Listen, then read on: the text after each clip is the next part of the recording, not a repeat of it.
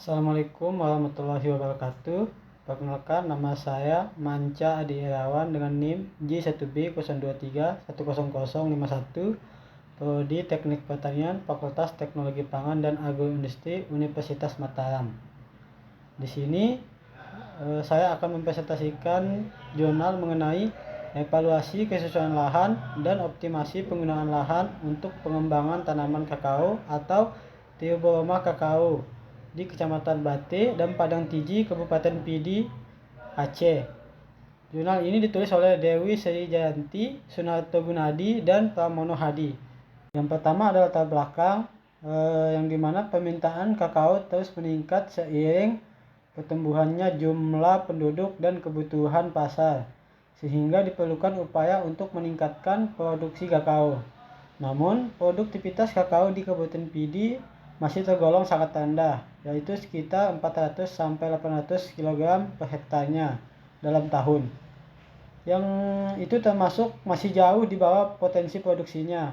Kondisi tersebut menunjukkan perlunya evaluasi kesesuaian lahan agar pengembangan tanaman kakao dapat dilakukan pada lahan yang sesuai dan produktif secara berkelanjutan. Selain itu, optimasi penggunaan lahan juga diperlukan untuk meningkatkan efisiensi pemanfaatan sumber daya serta memberikan keuntungan yang maksimal bagi petani. Selanjutnya yaitu tujuan penelitian. Yang pertama, menentukan kelas kesesuaian lahan dan mengidentifikasi karakteristik lahan yang berpengaruh terhadap pengembangan tanaman kakao. Yang kedua, menganalisis kelayakan usaha tani kakao berdasarkan kondisi lahan dan aspek ekonomi. Dan yang ketiga yaitu mengoptimalkan penggunaan lahan untuk memperoleh keuntungan maksimum dalam pengembangan tanaman kakao.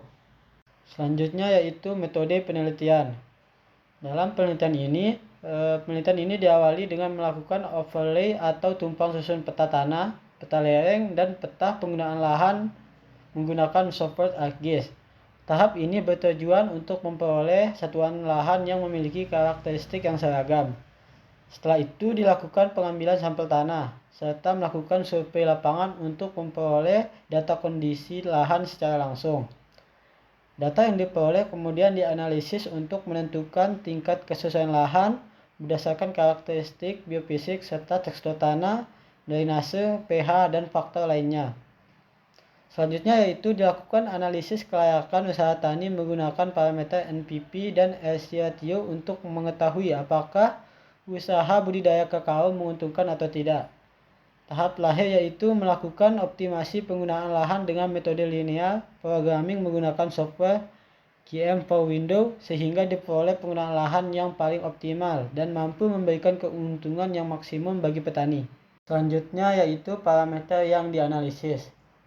Dalam penelitian ini terdapat beberapa parameter yang digunakan untuk menilai kesesuaian lahan, yaitu drainase tanah, tekstur tanah, kedalaman efektif, pH tanah, kapasitas tukar cation, kejenuhan basah, kandungan N total, P2O5, K2O, bahaya erosi, dan kemiringan lereng.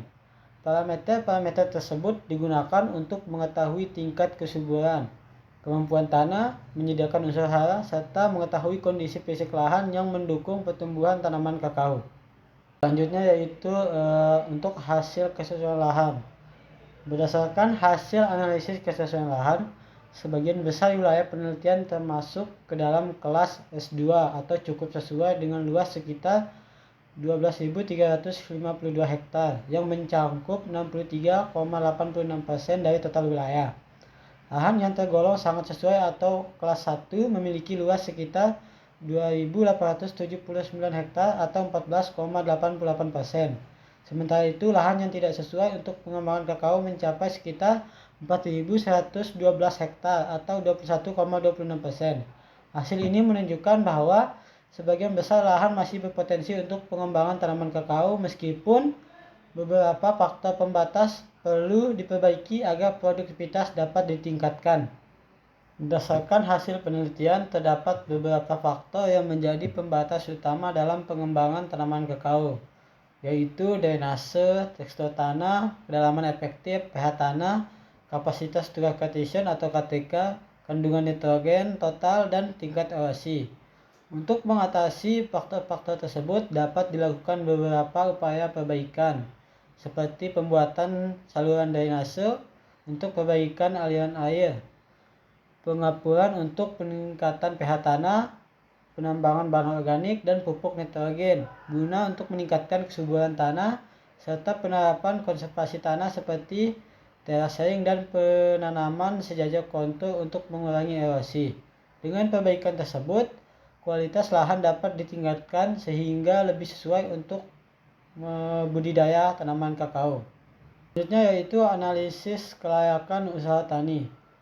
Dari hasil penelitian menunjukkan bahwa baik di Kecamatan Bate maupun Padang Tiji, lahan dengan kelas kesesuaian lahan S1 dan S2 memiliki nilai NPP positif serta nilai rasionya lebih besar dari 1.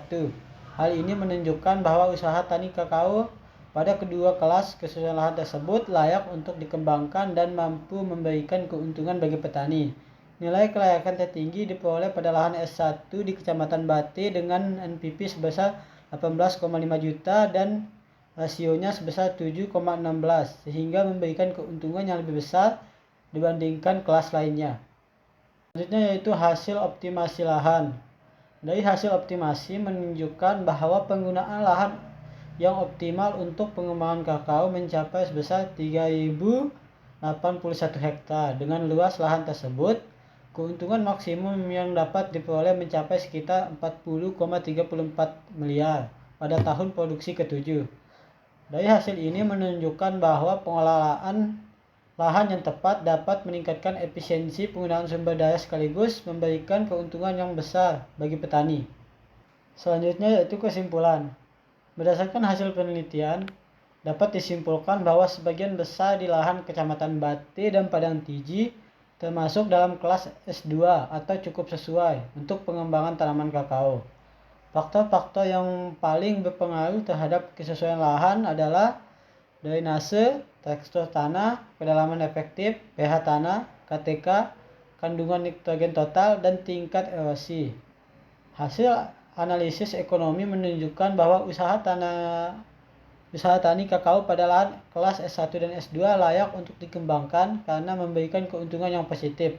Selain itu, optimasi penggunaan lahan terbukti mampu meningkatkan efisiensi pemanfaatan lahan dan memberikan keuntungan yang besar bagi para petani. Sekian yang dapat saya presentasikan. Mohon maaf bila ada kesalahannya. Terima kasih. Assalamualaikum warahmatullahi wabarakatuh.